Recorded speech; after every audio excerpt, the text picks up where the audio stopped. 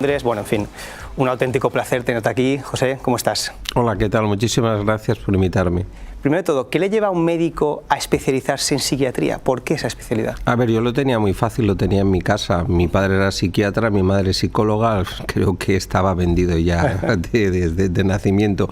Y luego disfrutaba yo mucho de correr por la consulta de mi padre y ver un poquito. Y es verdad que el periodo que hice en Harvard fue sobre todo en cirugía. Hice trasplantes hepáticos, renales, neurocirugía, hice mucha cosa, pero luego rápidamente me trasladé a Londres, donde me formé como psiquiatra y disfruté mucho de mi trabajo allí. Y luego me vine a Mallorca porque aquí se vive mejor. ¿Cómo fue la experiencia en Londres? Cuéntanos. Que esto de llegar allí y trabajar en un campo como la psiquiatría. Pues la verdad es que, la verdad es que para mí fue muy interesante, fue una experiencia muy agradable porque en Londres funciona mucho con protocolos, entonces automáticamente cuando te integras en los protocolos, sí que es verdad que tienes que tener un nivel de inglés que te puede permitir comunicarte y luego te ponen unos pasos determinados, que es que para ser psiquiatra tienes que pasar unos exámenes. Y es verdad que la formación que recibes ahí es muy interesante porque te hacen rotar mucho entre hospitales, entonces te hacen hacer todas las especialidades. No solamente haces psiquiatría de adultos, tienes que hacer psiquiatría infantil, psicogeriatría, entonces psiquiatría de enlace, que es la que haces en urgencias. Y la verdad es que pues a mí me gustó mucho mi experiencia, trabajé también en hospitales privados muy conocidos y luego haces mucha investigación. Yo hice un máster en investigación y teoría en psiquiatría donde hice una tesis sobre la genética molecular del Alzheimer. Por aquel entonces Londres te da muchas oportunidades tanto de formarte clínicamente como formarte a nivel de investigación. Vuelves a Mallorca, fundas el Instituto Carbonell. ¿Qué implementas de esa formación internacional? Vuelvo a Mallorca básicamente porque me llaman y me dice mi padre, oye, ¿coges tú la consulta o la cierro? Porque él la empezó en 1961, entonces no tenía mucha opción. Creo que fue un 3 o 4 de septiembre del 99, él estaba enfermo. Y entonces cuando le fui a ver a la clínica Femenías me preguntó, ¿qué haces aquí? Y yo le digo, hombre, pues que estás enfermo, te vengo a ver. Y me dice, no, vete a ver mis pacientes y luego vuelves.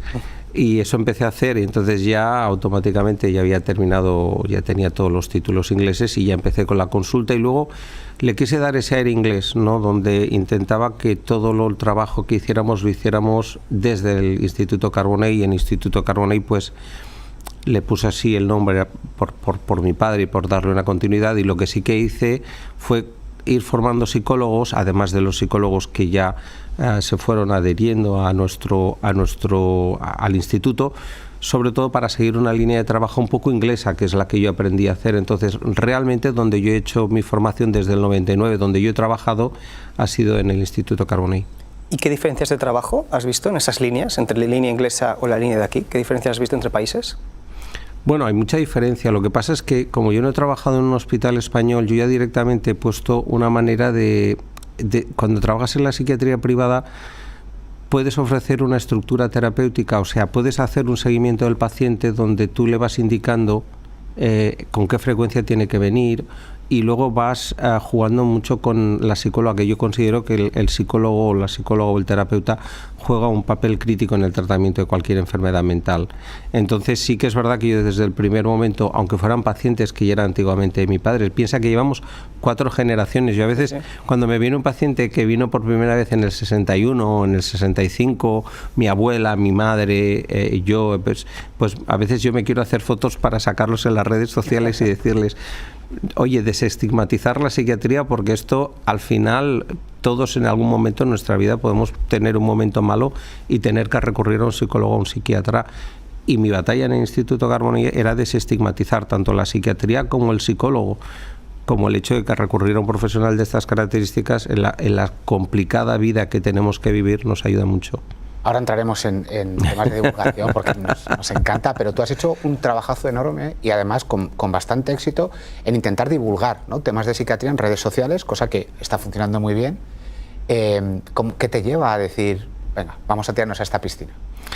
Pues lo mismo que en un momento determinado te das cuenta de que después de los años dices, ¿cuál es la mejor manera de desestigmatizar? ¿Cómo podemos hacer que las personas que acuden al psiquiatra sientan como en Estados Unidos, ¿no? Que todo el mundo dice, yo voy al psiquiatra, tengo mi psiquiatra, tengo mi terapeuta, pues, y yo decía, bueno, ¿cómo puedo hacer llegar muchas veces a la gente consejos sencillos y poder desestigmatizar y poder hacer que la figura del psiquiatra esté no solamente, o del psicólogo, no esté solamente para los problemas más graves, sino para gestionar la vida cotidiana mejor? ¿Sabes? Yo creo que el hecho, yo siempre recomiendo, hay que tener en la vida, lo que dicen los americanos, hay que tener un abogado, un banquero y un psiquiatra. Y es verdad que muchas veces eso te facilita la vida. O sea, es verdad que puede uno intentar solucionar sus problemas legales por su cuenta. Normalmente cuando hacemos de abogados la cagamos. Correcto. ¿Verdad? Pero, y es verdad que muchas veces los consejos en psiquiatría o psicología pues son la consecuencia, y sobre todo si das un poco de recorrido, es como un entrenador personal, pero de la vida diaria. Eso me llevó muchas veces, a empezar a hacer esos vídeos que por algún motivo que solamente los algoritmos saben, pues la verdad es que ha tenido mucho recorrido tanto en TikTok como en Instagram. ¿Y a día de hoy sigue estigmatizado todo este tema? Es decir, sí.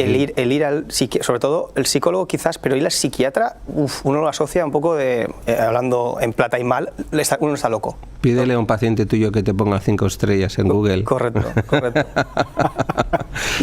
Bueno, no, toca ver cómo... No, es que tampoco quiero... ¿Y cómo lo cambiamos esto?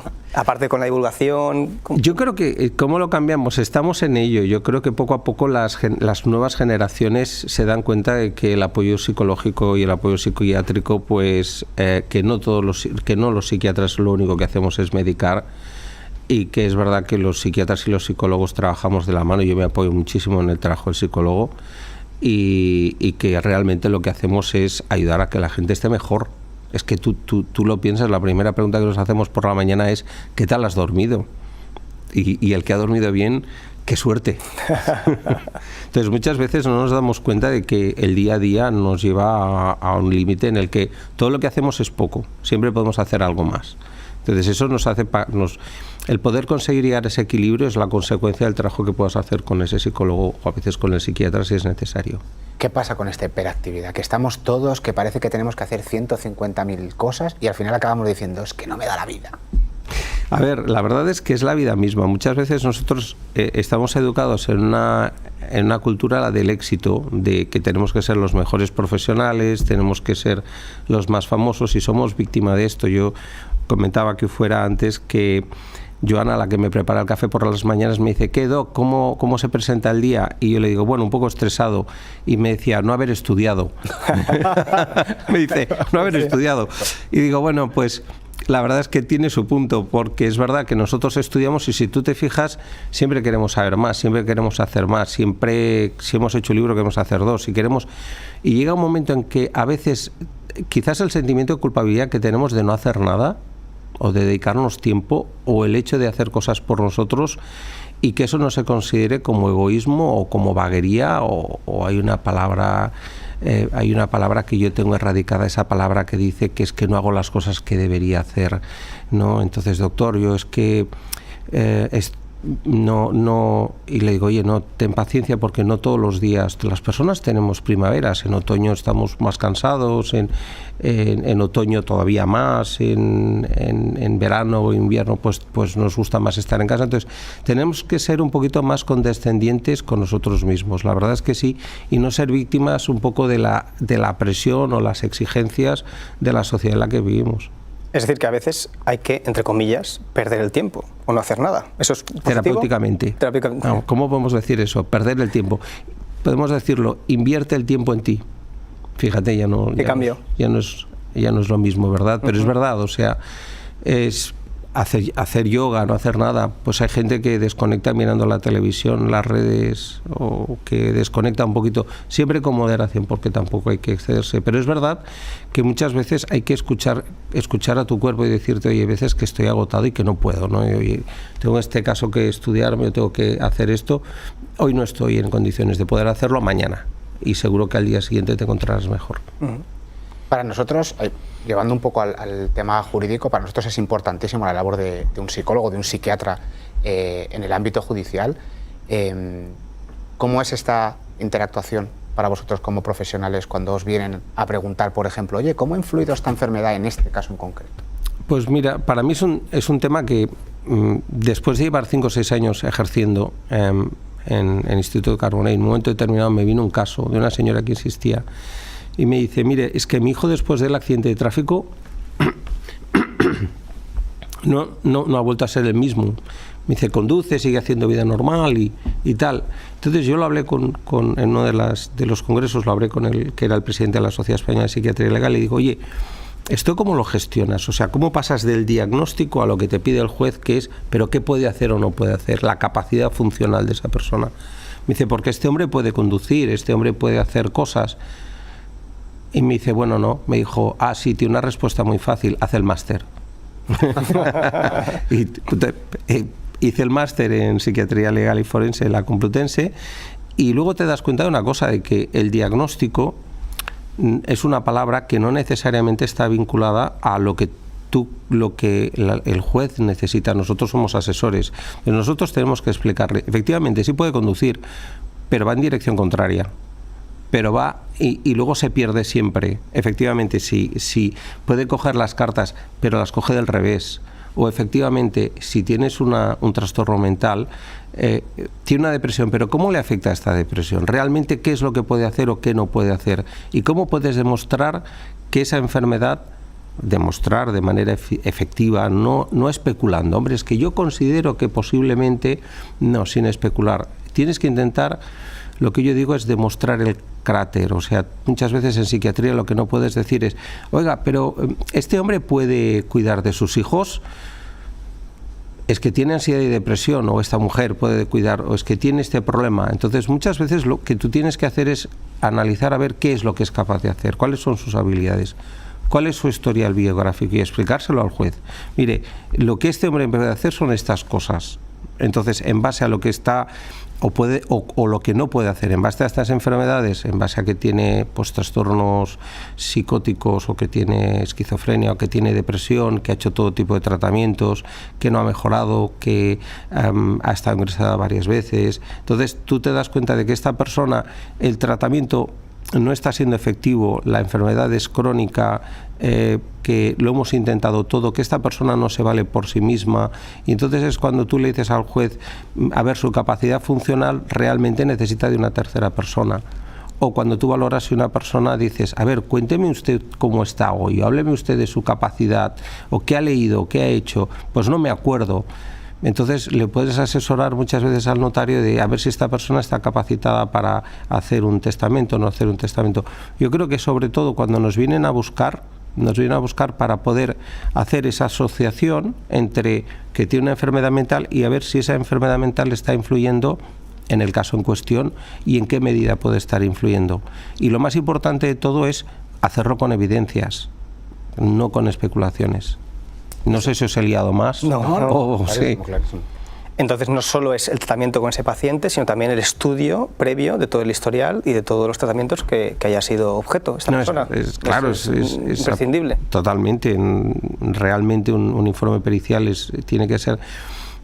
Yo huyo de los informes periciales que se basan en tests. Bueno, yo te voy a pasar un test. Y ¿por qué? Porque los tests nos pueden ser de utilidad. Pero los test no nos dan, los test no están hechos para darnos sentido común. Entonces tú tienes que poder estudiar, darles una perspectiva biográfica de esa persona y en base a esa perspectiva, las enfermedades que ha tenido, cuando las ha tenido, por qué las ha tenido, la adherencia al tratamiento, si ha consumido, si no ha consumido, su comportamiento anterior. Entonces, ¿qué es lo que ocurre? Tú estás planteando una enfermedad en el contexto de una persona.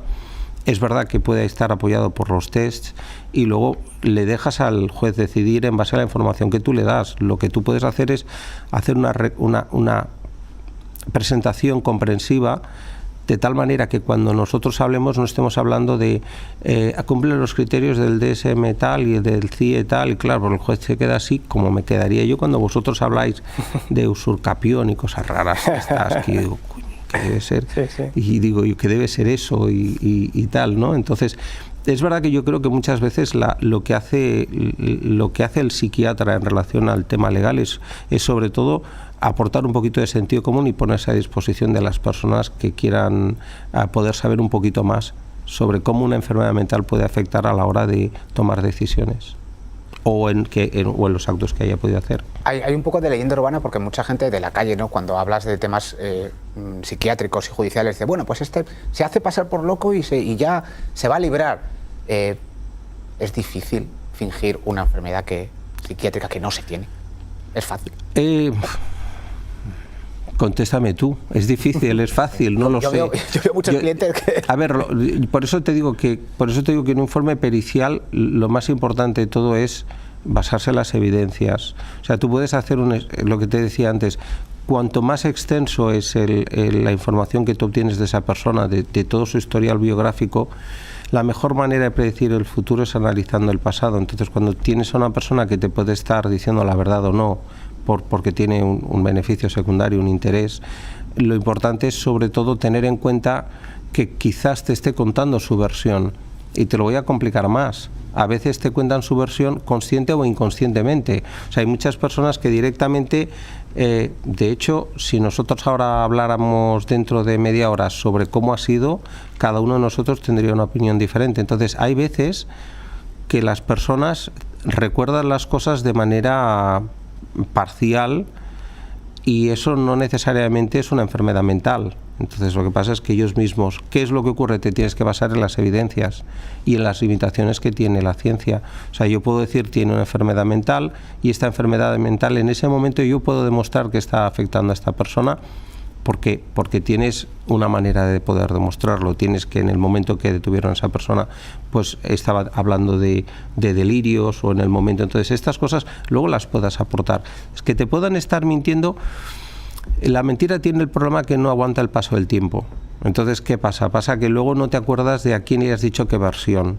Entonces, cuando haces un informe pericial normalmente necesitas mucho tiempo para hacerlo. Y a veces, si tú ya ves que la persona a quien le estás haciendo la pericial te está dando diferentes versiones, yo en muchas ocasiones ya directamente le digo, no tengo evidencia suficiente como para poder hacer un informe sin especular. Y si yo hago un informe sin especular, ya directamente ya no lo intento defender. Yo digo, yo prefiero dejarlo aquí porque las cosas que me dices no... Tú piensas que un informe pericial lo que haces es confrontar a la gente. Un tratamiento psiquiátrico lo que haces es acompañar. Si tú confrontas a una persona y te empieza a dar versiones y tal, pues entonces en el ámbito de cuando haces como perito, cuando te buscan como perito, la verdad es que muchas veces si te vienen ya que se contradicen y con diferentes versiones, ya directamente dices, con esta información yo no puedo hacer un peritaje. Hablando de la mentira, en tema de incapacidades laborales, sobre todo, muchas derivadas de ansiedad, depresión, ¿han aumentado o no han aumentado? ¿Por qué es tan recurrente? O al menos personalmente creo que como que es algo muy manido. ¿Por qué? Una depresión derivada de el ambiente laboral, del ambiente el quemazón, el burnout, todo esto. Sí. ¿Qué ocurre con esto? Bueno, lo que ocurre es que la gente efectivamente, sobre todo después de la pandemia, la gente está muy quemada, la gente está muy mal. Muchas veces los recursos de poder ir al psiquiatra, al psicólogo hoy en día es complicado. Hay una falta de recursos muy importante.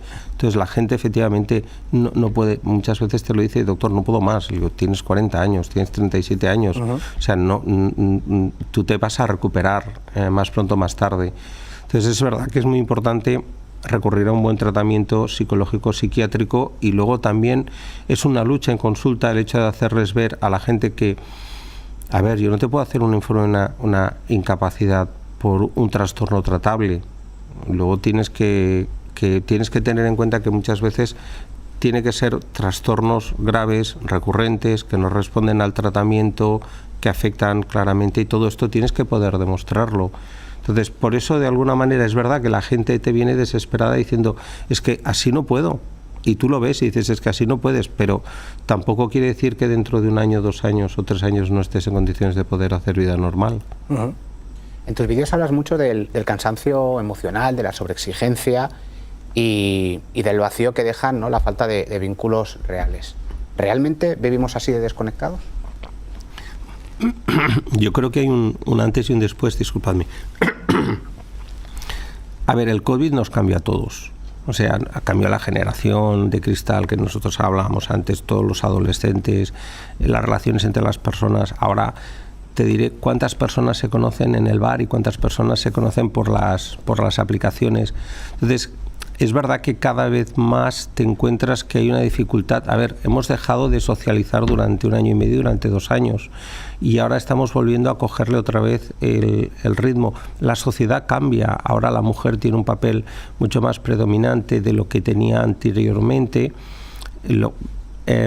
Entonces es verdad que está cambiando la manera de relacionarse entre las personas, y eso sí que es algo que muchas veces yo digo que la realidad va por delante de los psicólogos y los psiquiatras. O sea, nosotros vamos descubriendo pues que efectivamente te encuentras muchas veces gente mucho más feliz sola. Te encuentras mucha gente mucho más feliz teniendo amigos especiales. Cada uno en su casa, nos vemos solamente en determinadas circunstancias, nada de eventos familiares, nada de buenos días, buenas noches, nada de aquello de los roles típicos que hemos vivido siempre o que todavía nuestra generación mantiene, que es el típico a la familia, que están todos juntos. Yo creo que todo está cambiando y forma parte de la evolución de la vida que estamos viviendo. ¿La soledad es una epidemia silenciosa? Yo veo muchísima gente feliz, sola. Es más, muchísima. Ahora, ¿qué es lo que ocurre? Es un término que tendría que analizar, persona a persona, caso a caso. Es verdad que hay muchísima más gente sola. De hecho, yo oí las noticias de este hombre que encontraron, que después de 15 años pues se había quedado allí solo y nadie se dio cuenta. ¿Es una epidemia silenciosa? Pues te diré que te diría que sí, a bote pronto, pero si es que lo que estamos buscando muchas veces la gente es estar solos y hacer lo que nos apetece. O sea, si yo tengo que decir los planes que tengo que hacer esta noche, antes era lo que mis hijos o mi mujer, y ahora es lo que a mí me apetece. Y a mí me apetece ir al fútbol, no me apetece ir con tus amigas, o no me apetece ir, o a ella te dice que no le apetece. Entonces la negociación entre un hombre y una mujer se convierte en algo un poquito más complicado. Entonces de allí que muchas veces las relaciones de pareja también. Entonces cuando tú me dices es una epidemia, es una epidemia hasta cierto punto muchas veces buscada. O sea, hay mucha gente que prefiere estar solo que no tener que aguantar a otra persona, y le gusta mucho más la compañía de un perro, un gato. Pero es verdad, o sea, la realidad es que el cómo van a ser las cosas dentro de 5 años no lo sé. Pero es verdad que hay muchísima más gente sola. Que luego esa gente sola luego va perdiendo, se va aislando y va perdiendo ese network y ese contacto de gente, y que luego en un momento determinado, cuando ya no pueden valerse por sí mismos, esa epidemia se puede llamar epidemia. Entonces sí que es un problema. Efectivamente, eso es un problema social, que es una realidad. Sí, ¿hasta qué punto el tema de las pantallas nos influye a día de hoy? Porque has dicho que hay como un antes y un después del tema del COVID, pero a día de hoy el tema de pantallas, es decir, estás siempre con una pantalla delante, ¿cómo nos influye? A ver, ¿cómo nos influye?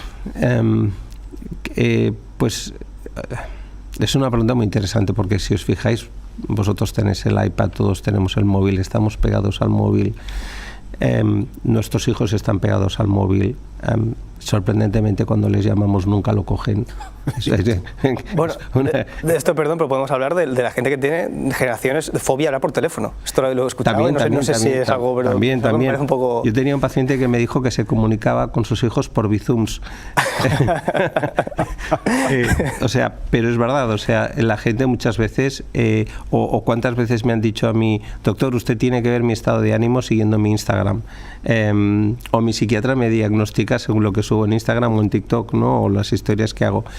A ver, está el lado adaptativo de las pantallas. Intentan poner límites a los adolescentes en diferentes países. Pues en China dicen que solamente puedes utilizar 1 hora el TikTok, o en algunos países dicen que hasta una edad determinada, etcétera. El problema que nosotros tenemos es que la realidad y las normativas van a diferente velocidad. Hoy en día, si tú quieres coger a alguien que trabaje para ti, tiene que dominar la inteligencia artificial, tiene que saberse manejar perfectamente con Mac, con todos los programas, etcétera, etcétera. Entonces, esa persona tiene que trabajar con pantallas, tiene que saber manejar Instagram, TikTok y todas las redes sociales, LinkedIn, tiene que saber manejar todo esto, pero ¿dónde ponemos el límite?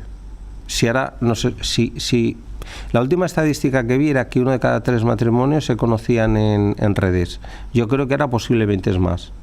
Entonces, si tú las ves que están haciendo así y les dices, ¿qué haces? No, estoy haciendo match con alguien en las redes. Entonces, la realidad de las pantallas pues es un problema. Hay un porcentaje de personas que tienen una predisposición a la adicción y se engancha pues a los videojuegos, que es un gran problema, o se engancha aquí, por ejemplo, en Mallorca tenemos está Ciber, el Proyecto Hombre, que hace una labor increíble para educar a las familias e intentar controlar esa extraordinaria adicción, porque se enganchan y luego a partir de ahí luego la cosa puede ir a otras adicciones y luego empiezan las apuestas y luego empieza el juego y luego empieza muchas veces todo empieza con el tema de la pantalla, pero yo siempre lo digo, es muy fácil dar ideas, pero luego ponerlas en prácticas es muy complicado. Claro, es que en práctica hay personas ya corrientes que indican, bueno, vamos a utilizar esto en entornos laborales, entornos productivos, pero luego en el entorno personal vamos a limitar o vamos a no utilizar pantallas. ¿Esto tiene sentido o es posible? ¿Es realista? ¿Quién lo hace? La verdad, de vosotros que conozcáis. Ninguno. Yo no lo hago. Vale, quiere venir aquí sin el móvil. Es imposible. O sea, entonces nosotros tenemos que tener sentido común a la hora de ponerle límites, sobre todo cuando podemos poner límites, porque hasta pues es verdad que quitarle las pantallas o dejarles pocas horas, sobre todo antes de dormir. Pero una de las cosas que los psiquiatras no preguntábamos antes, y ahora sí preguntamos, es cuántas horas de pantalla hace el chaval, porque es verdad que muchas veces, claro, pero es que y el FOMO, y si no tienes pantallas y todos tus amigos o las clases te dicen lo que vas a hacer en clase a través de las redes sociales. O sea, de hecho, en lo que hablábamos nosotros de qué es lo que yo hago, yo trato las adicciones a las pantallas por video WhatsApp. Antes por Skype, pero me lo han quitado. Entonces, entonces muchas veces dices, es como es un poco, es la realidad que nos ha tocado vivir con sus complejidades. Hablando de tus redes, tus publicaciones tienen un estilo súper directo, que yo creo que es parte del éxito que tienen. Hay una que me gustó mucho, que es: no esperes nada de nadie y no te dolerá cuando desaparezcan. ¿Por qué crees que este tipo de mensajes conectan con la gente? ¿Realmente estamos todos en este...? A ver, cuando yo hago un vídeo, nunca sé el que va a funcionar, es increíble. O sea, nunca sabes no lo sabes. O sea, cómo saludar a tu ex en TikTok o... Pues esto me lo guardo, te voy a decir un asterisco porque esto me lo tienes que contar. ¿Cómo saludar a tu ex? No. Muchas veces todo viene de frases que me dicen en consulta, todo. Entonces yo cojo una frase en consulta o por ejemplo, ahora me decían, oye, tienes que hacer una sobre los princesos. Y yo digo, pues a ver, ahora he subido un nombre sobre algo que se quejan mucho las mujeres, que los hombres son muy básicos. Entonces, yo intento acercar, que es ese trabajo de desestigmatización, intento acercar la psiquiatría incluso a las cosas cotidianas. Por ejemplo, el no esperes nada de nadie. Muchas veces, jugando con el gran problema que son las expectativas, si tú esperas mucho de que esa persona va a cumplir todo lo que te dice, o si tú esperas que tanto lo que tú dices como lo que la persona te dice y que luego en ese momento esa persona te falla, pues entonces es cuando vienen muchas veces las depresiones, el ghosting.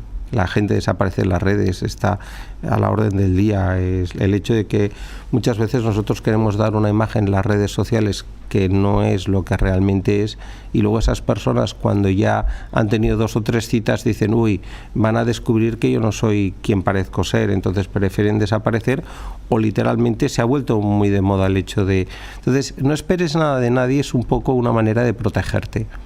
Si tú no esperas en la vida, si tú no esperas nada,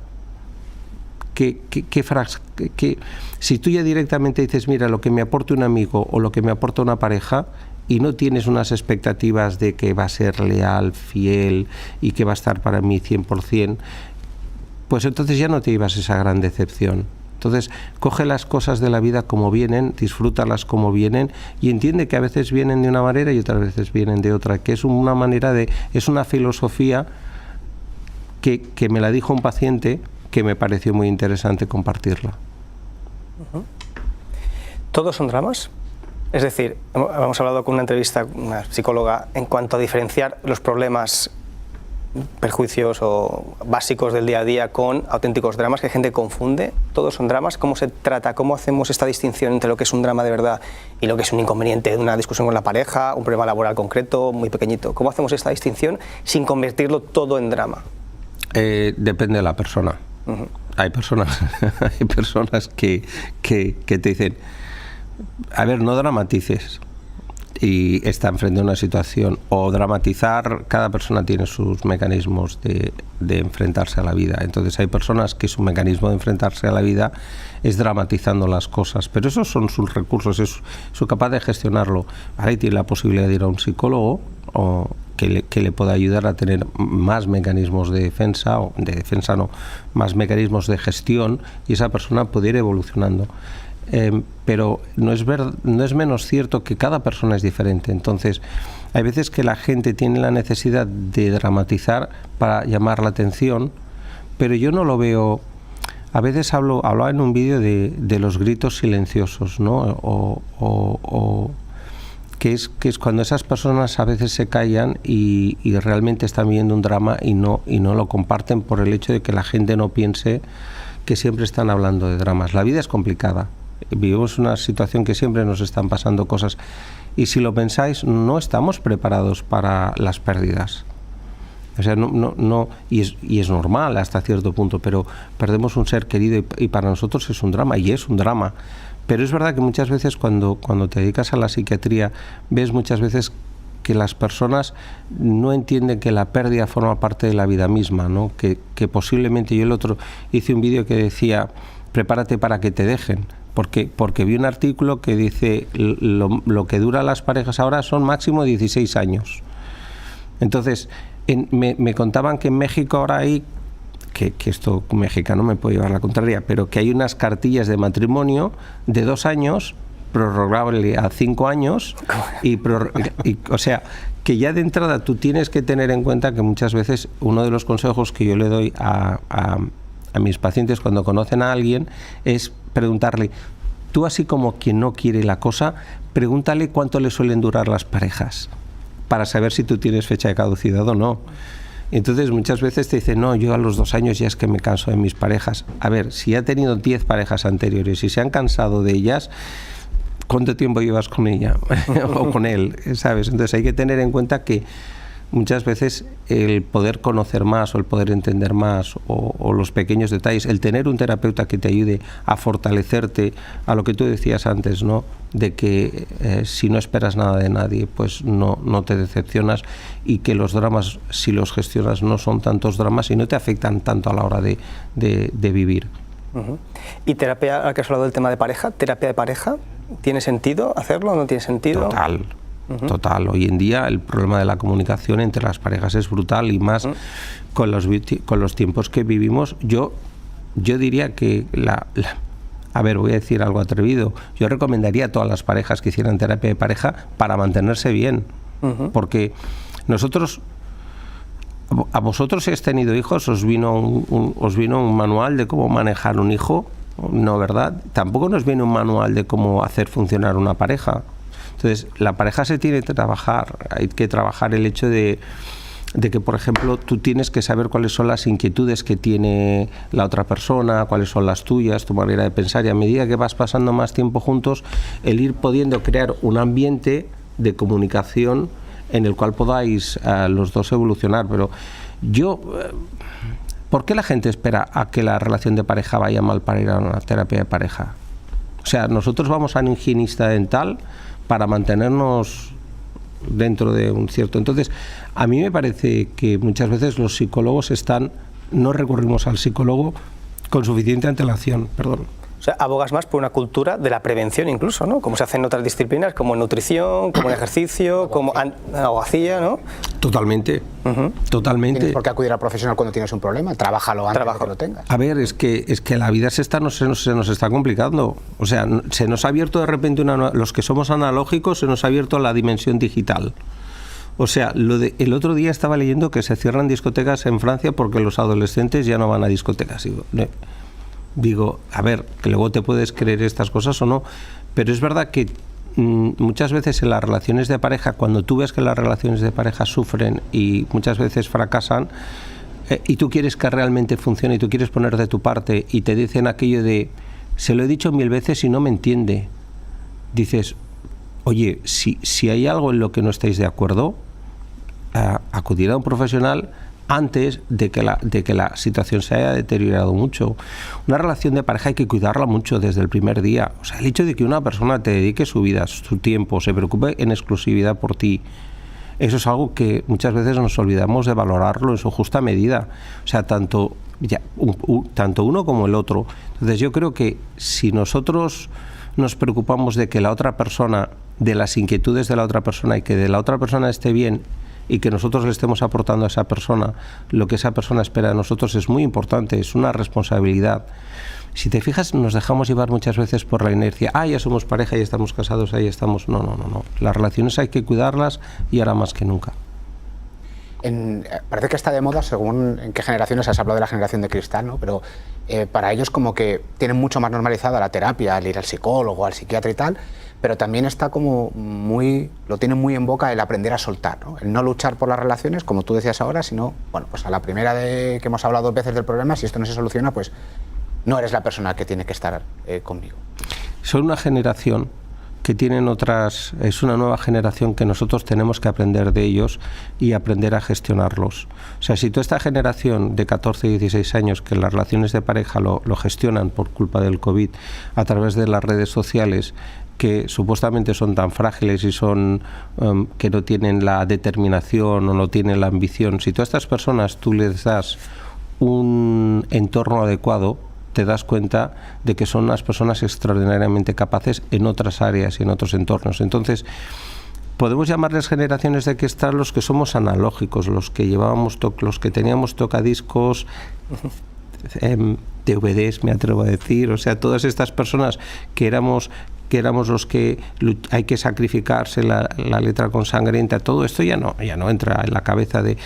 Tú coges a un chaval, le hables de estas cosas y no te entiende, pero a este chaval tú le das un proyecto de poder hacer cualquier cosa, se coge el iPad, abre ChatGPT y se adapta a tu puesto de trabajo con un ordenador 100 veces más rápido que nosotros. Entonces, ¿quién es de cristal? En esa situación los que somos de cristal somos los analógicos y esta persona está... Yo creo que la generación de cristal hay que encontrarle el ambiente, el entorno, el sitio adecuado para que estas personas se puedan desarrollar de la manera más adecuada. Hay que saber escuchar cuáles son y hay que entenderlos mejor. Yo creo que estamos en ese proceso, pero desde nuestra generación sois unos blandos. Trabaja más, o haz lo que yo te digo, o cumple las 8 horas. Por mi tiempo esto, yo ya... Sí, o ya habría dicho, eres un blando, dejas los trabajos. Bueno, hay que entender, yo creo que hay que entender más a la generación. Y ellos mismos dicen, ¿por qué me llaman generación de cristal? Si yo te he solucionado en un minuto lo que tú no has podido solucionar en mucho tiempo, este problema que tenías en el ordenador, yo te lo he solucionado en 30 segundos. Entonces, hay que adaptar a esta generación y ellos mismos van a ir creando su propio... Ya les tocará a ellos lidiar con la próxima generación, que no sé cómo la llamaremos, pero es verdad que si tú haces los test de inteligencia de entonces que utilizábamos a los chavales de ahora, da la sensación de que son menos inteligentes, pero cuando tú te pones con ellos y te cogen tu iPhone o te cogen tu móvil y te hacen en 15 segundos, te suben un reel, te lo vuelven, te lo devuelven, te lo cambian de idioma, te ponen no sé qué, te demuestran que, oye, su capacidad intelectual y de adaptación es fantástica, pero en otro contexto, en otro entorno. Efectivamente, o te automatizan funciones dentro de una empresa y hacen que esa empresa crezca mucho, cosa que nosotros, pues a lo mejor no tenemos esa capacidad para hacer. Y te lo hacen en 2 minutos. Por eso te digo que sí, pero que nosotros es el mayor salto generacional que ha vivido la historia, o sea, nunca, de nuestros padres a nosotros todavía, pero de nosotros a nuestros adolescentes, que lo normal es que no se casen, que cada uno que pues tienen otras prioridades, disfrutar, viajar, vivir, las redes sociales, trabajar dentro de un límite, pero funcionan funcionan dentro de otra dimensión que es diferente a la nuestra. Entonces, nosotros tenemos que tener la capacidad y la inteligencia de poder verlo y adaptarnos a eso. Estas generaciones, bueno, y también hay que decirlo, algunas de las nuestras que se han ido a vivir a las redes sociales, ¿detectas que luego este vivir constantemente en las redes sociales por y para la galería te afecta en la propia autoestima? Dímelo, pregúntamelo en 10 años. No. A ver.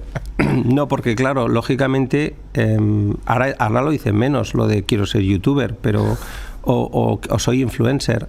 Pero es que hay gente que se gana muy bien la vida. El tema del OnlyFans, por ejemplo, no se menciona, pero hay muchísima gente que gana mucho dinero con estas cosas. Entonces, nosotros no estamos mentalizados. ¿Que puede afectar? Lo que sí vemos es que las personas, si tú te fijas, muchos de los influencers te dicen que lo pasan mal, que tienen depresiones y que han tenido que ayudar a un terapeuta o que se han tenido que ir durante un tiempo.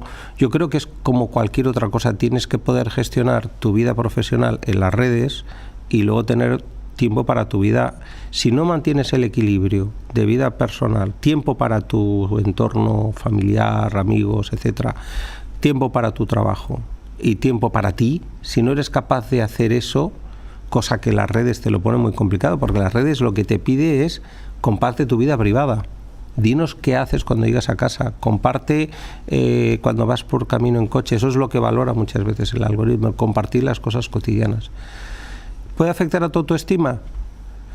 Lo que sí es cierto es que hay una batalla por el like entre los adolescentes y que esto supuso un gran problema. Hay un incremento de ideación suicida muy importante, incluso de suicidios como consecuencia de la aparición del social media, de todo lo relacionado con esto. Y es un problema porque siempre te estás comparando con la persona que tienes al lado, a ver si su Instagram es mejor o la foto, o está más, o llegar un poquito más allá con las fotos o cuántos seguidores tienes. Esto sí que es un grave problema para los adolescentes de hoy en día. ¿Has hablado del suicidio? ¿Tú crees que es bueno hablar de suicidio? Si yo creo que es bueno hablar de suicidio. Bueno, normalmente, o sea, es bueno hablar de los programas para evitar el suicidio, es bueno concienciar a la gente para estar alerta del tema de que todo lo que sean ideas suicidas, pues tiene que haber todos esos programas para la identificación, es muy importante, pero lo que todos sabemos es que si os fijáis, en las noticias no se pone esto porque puede hacer un efecto llamada, por decirlo de alguna manera. Entonces, sí que es verdad que yo hablo muchas veces con mucha precaución y con mucho respeto porque nunca sabes. A mí me entristece mucho el hecho de que muchas veces una persona por una enfermedad que tiene tratamiento pueda llegar a la conclusión de que la mejor manera de dar a veces lo viven como una liberación para todo el entorno. En su cabeza entienden que haciendo lo que van a hacer van a liberar a todo el mundo de preocupaciones y responsabilidades y que es la mejor salida posible a la situación en la que están. Y muchas veces esas personas son muy difíciles de identificar porque cuando ya han tomado la decisión están en paz con ellos mismos. Entonces te dicen, no, se hacía vida totalmente normal, si se fue a comprar el pan y tal, y no sé qué, no sé qué cuántos. Y me saludó y yo no noté absolutamente nada porque muchas veces es extraordinariamente difícil. Es un tema que yo le tengo muchísimo respeto y es verdad que hablar de este tema pues es extraordinariamente delicado. Gracias a Dios hay muchísimos programas en marcha, teléfonos para poder acceder a ello que funcionan muy bien. Claro, quizá a lo mejor la cuestión sería hacer pedagogía, ¿no? Y hacer divulgación sobre pues, un poco los problemas emocionales, ¿no? La ansiedad, la depresión, antes de, porque al final es lo que tú dices, ¿no? Cuando se llegan a esos puntos extremos es porque ya detrás ha habido una mochila que no se ha podido vaciar. A ver, vosotros os imaginabais pasar una pandemia. Yo creo que nadie se lo imaginaba. O sea, la gente después de la pandemia, pues tanto en la entrada de la pandemia como en la salida de pandemia, ha afectado a todo el mundo y a las personas más vulnerables muchísimo más. Las enfermedades mentales se han disparado. Entonces, todos los programas de prevención de concienciación y prevención de salud mental o de promoción de la salud mental, o sea, el hecho de insistir, oye, mira, hacer deporte, vida sana, el uso racional de las pantallas, apoyarte en tu network de amigos, acéptate, trabaja en ti, cuidado con el tema de la imagen personal, la autoestima muy asociada también con el tema sobre los adolescentes, de cómo se ven, de cómo sienten que se ven, la percepción que tienen, trabajar en todos estos temas. Yo creo que es muy importante, sobre todo de cara a que estas personas que han vivido un evento vital inesperado totalmente, pues le podamos estar apoyando y acompañando, y todas las campañas que se puedan hacer son pocas, la verdad. Yo normalmente en consulta suelo decir, poner bien a alguien es muy fácil, lo difícil es mantenerles bien, porque concienciarles de que tienen que hacer un mantenimiento para que no recaigan, que no dejen de ir a ver a su psicólogo, que no dejen de hacer su terapia, quizás una vez al mes, quizás una vez cada 2, pero es muy importante, sobre todo porque los retos de la vida son complicados, la vida se ha complicado mucho. Uh-huh. Ahora con las celebrities vemos mucho que se habla, pues, ¿no?, de salud mental, que se habla de ansiedad, parece que como que han puesto de moda la ansiedad. Todo es ansiedad. Cuando tienes un problema, porque se asocia, ¿no? Tengo estrés, no, tengo ansiedad. A ver, yo creo que están haciendo, yo creo que lo que antes era un estigma, que era el hecho de sufrir ansiedad o pasarlo mal, o el hecho de poder contar que has tenido problemas de esta, ahora poco a poco se está saliendo del armario, ¿sabes? O sea, hay muchas cosas. O sea, ahora te hablaré de la ansiedad, pero el vídeo que yo he hecho que tiene más éxito es cuál es la diferencia ideal entre las parejas. Y fue como la gente en TikTok era como si saliera del armario, ¿no? Todo el mundo, oye, yo me llevo 30 años, yo me llevo 20 y somos súper felices. Era como si la gente saliera del armario y tuviera la oportunidad de decirlo.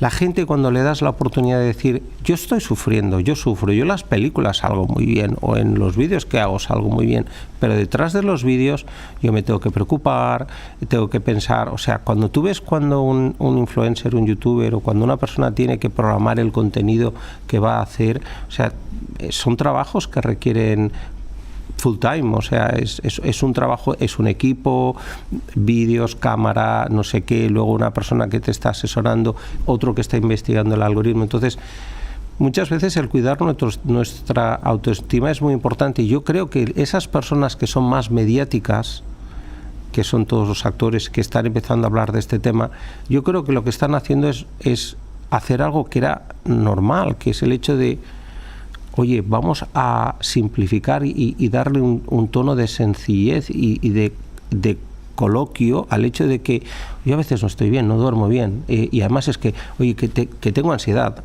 y que lo puedan compartir con normalidad, y que en esos momentos cuando tú tienes ansiedad es que hay algo que ahí está en fricción.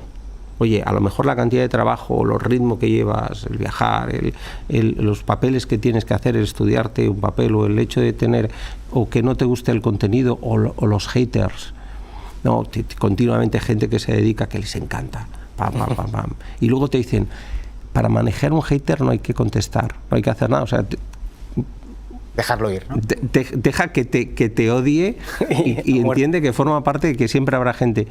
Muy importante entender que no podemos gustar a todos, y muy importante entender que estas personas que tienen una imagen idílica, o que nos presentan una imagen idílica, al final son personas. Yo no conozco a nadie dentro o fuera de mi consulta que en un momento determinado no me haya consultado, oye, no puedo dormir, oye, tengo ansiedad, oye, ¿qué me pasa? Muchas veces en España tenemos tendencia a somatizar. Aquí en Mallorca es muy divertido porque la gente de Menorca y Alcudia suelen tener muchos mareos por el viento, y te vienen mareos y romó, dicen, o la gente que te viene, la gente de Campos me viene más con problemas gastrointestinales, es que tengo la sensación.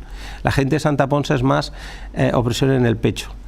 Opresión. La de Palma es un poco de todo. La de Palma ya te viene con el chat GPT directamente y te dice, mire, doctor, tengo el diagnóstico de tal, y la medicación que usted me tiene que dar es tal, y quiero hacer este tipo de terapia cognitivo-conductual, y quiero tal y cual. La verdad, en esencia, es que si nosotros nos pensamos, si yo de esta entrevista consigo que una persona se anime a acudir a un psicólogo, a un terapeuta, ya ha valido la pena. Has hablado del tema de la medicación ahora mismo. ¿Se sobremedica en España o es más un tema de consulta pública y en cambio en consulta privada se intentan otros remedios quizás por el tiempo y por el número de tratamientos que se pueden realizar o no? A ver, yo os voy a contar una anécdota del presidente del Real Colegio de Psiquiatras del Royal College de Londres. Dijo, yo estoy en contra de las campañas de concienciación de la salud mental. Y dije, bueno, ¿esto? Y yo, ¿cómo? Y entonces empiezo a leer y pone, estamos absolutamente desbordados, no damos abasto. Si encima le decimos a la gente que acude al psicólogo o al psiquiatra, es que a ver, si ya tienen ansiedad y lo pueden gestionar o ya están un poco mal y lo pueden gestionar en casa, nosotros, o sea, ¿qué voy a decir a la gente? Que venga cuando ya tenemos los servicios totalmente colapsados. Entonces, ¿qué es lo que ocurre? Lo que ocurre muchas veces con el tema de la psiquiatría es que, es verdad, los profesionales que nos dedicamos a gente que tiene problemas de salud mental, sufrimos mucho, todos tenemos que tener nuestros hobbies, nuestros terapeutas, es igual que vosotros, o muchas veces yo hablo de los periodistas que están allí en la Dana, pues yo decía, oye, ¿quién se ocupa del periodista que está viviendo o que está continuamente cada hora repitiendo los dramas? ¿Quién se ocupa a veces de esas personas o de la persona que cuida a una persona que está mal? ¿Qué es lo que te quiero decir? Al final lo que nosotros buscamos en esencia es simplificar las cosas y ser conscientes de que tener apoyo, encontrarnos mal, no es normal. Si con la ayuda de un psicólogo o la ayuda de un terapeuta no mejoras, está el psiquiatra que puede echarte una mano y puede acelerar. La medicación utilizada con conocimiento y con sentido común es muy útil. Y lo puedo decir por experiencia porque cuando vienen pacientes que siguen viniendo, que vinieron a la consulta de mi padre en el 61, el otro día vi una que vino en el 65, y te vienen por décadas. Luego lo ves que viene en el 70 porque se casa y se le dio enseguida, luego los 80 porque ha tenido una hija que se está divorciando, luego los 90 porque tiene que dejar su trabajo y retirarse, luego viene en el año 2000, entonces tú tienes una perspectiva longitudinal un poco. Entonces, ¿qué papel juega la medicación? La medicación juega un papel muy importante y puede utilizarse con conocimiento para ayudar que esas personas que en un momento determinado los eventos de la vida les llevan a que se pueda producir en el cerebro un estrés, una alteración de las hormonas. Tenemos a muchos profesionales hablando de los neurotransmisores, la famosa serotonina, el cortisol y todas estas cosas. Aparte de la terapia, que es fundamental, la medicación puede jugar un papel muy efectivo y cuando llevas tratadas 4 generaciones, la verdad es que dices, a ver, hay mucha estigma con el tema de la medicación, pero es que es lo que los pacientes te lo dicen. Doctor, si no me hubiera podido tomar estas medicaciones cuando yo estaba mal, y no hubiera salido adelante. Entonces, es importante, ¿se está utilizando demasiado la medicación? Es difícil de decir porque no podemos comparar demasiado porque no habíamos vivido antes una pandemia. Entonces, la época post-pandemia hay mucha más enfermedad mental, se trata mucho más con medicación, pues posiblemente sí, pero también todos los psicólogos están trabajando a full y hacen un trabajo fantástico y aún así, pues es verdad que la vida es complicada. Pero fíjate que has dicho que previamente a la medicación, un terapeuta, psicólogo, ¿no? Todo ese tratamiento y posteriormente ya, pues quizás... Depende de los síntomas que tenga y depende de lo que haya aguantado esa persona. Si una persona se quiere ir, o sea, ¿tú qué vas primero, al higienista dental o al dentista?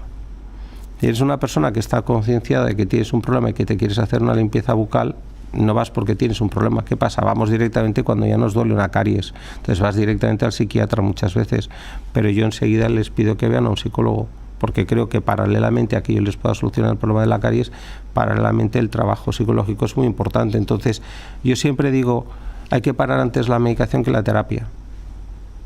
¿Por qué? Pues porque yo creo que el tratamiento terapéutico del seguimiento de esa persona es el análisis de los factores que precipitaron que desencadenaron que esa persona se pusiera mal, el monitorizarlos, el supervisarlos, sobre todo de cara a que en el mantenimiento de esa persona esos factores que hicieron que estaba mal no se perpetúen en el tiempo, porque si no, cuando le pares la medicación, esa persona va a recaer. Y luego la relación con el alcohol, que es algo que es mi batalla diaria también. Una pregunta mítica, ¿no? ¿Podemos beber si nos medicamos? Es la pregunta, ¿no?, que todo el mundo se ha hecho en algún momento aquí en este país. Yo tengo un problema, y es que a todos mis pacientes les paso un test cuando vienen, y ese test lo voy repitiendo a lo largo del tiempo. Yo, después de 20 años de pasar este test, les digo: si bebéis, la medicación no hace efecto. No, pero es que he leído que la 00, la 00 está desaconsejada por el Ministerio de Salud en las mujeres embarazadas. Y yo digo, y entonces negocio, ahí viene la negociación, ¿no? Por favor, hasta que os pongáis bien y luego hablamos. Dejadme un tiempo, dejadme un poquito de espacio. Sí, pero cuando voy con mis amigos, tomar una cervecita.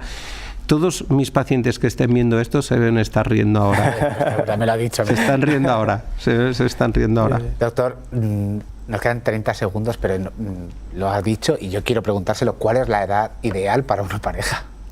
La edad mental, la edad emocional. La verdad es que yo me encuentro cada vez más que lo que une a las parejas es la edad emocional, independientemente de la edad física. Hoy en día hay mujeres muy maduras y hombres muy maduros, muy jóvenes, y que claramente ves relaciones de más de 20 años o de 30 años. Es increíble si ves los comentarios en TikTok, la cantidad de relaciones. ¿Cuál es la edad adecuada? Pues si te diría que hoy en día, ¿tú crees que una persona, un hombre y una mujer de 25 años tienen la misma madurez mental? La pregunta del $1.000.000. Entonces yo veo muchas veces que hay personas que